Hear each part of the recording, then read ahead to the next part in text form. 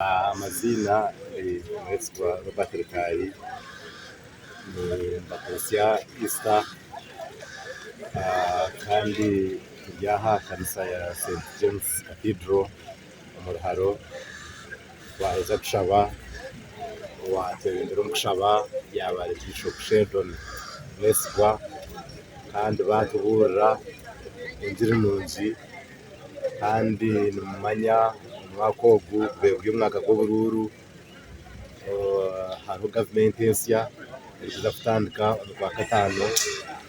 So nitushaba okufa kwa Yesu n'eshagama yasesire abanyabibi n'abantu twena ngu tugikozesegye nk'oku batuhabura oku baburira ngu okukira munonga omu biragiro byona okwine Ruhanga, kandi ekyakabiri okunde mugyenzi waawe nk'oku orikwekunda. Omu biragiro byona okutiina Ruhanga n'okukunda mugyenzi waawe nk'oku orikwekunda.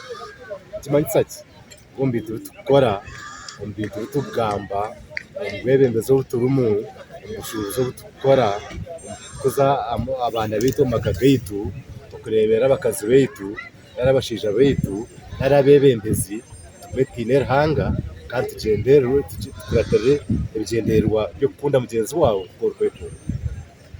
Ensi neegira obuteeka, tugire okutunguuka kandi n'obuteeka bw'obusingye omu nsi yaitu.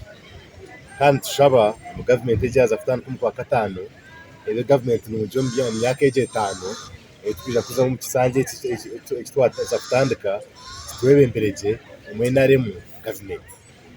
Kandi itwe nk'abanyambarara aha nimuhurira ebi turiyo nitukora n'eby'obutashoma ebi turiyo nitugamba, katutegyereze kooti ebyerasharema. Nabigamba aha bwa Ruhanga n'ihanga ryange.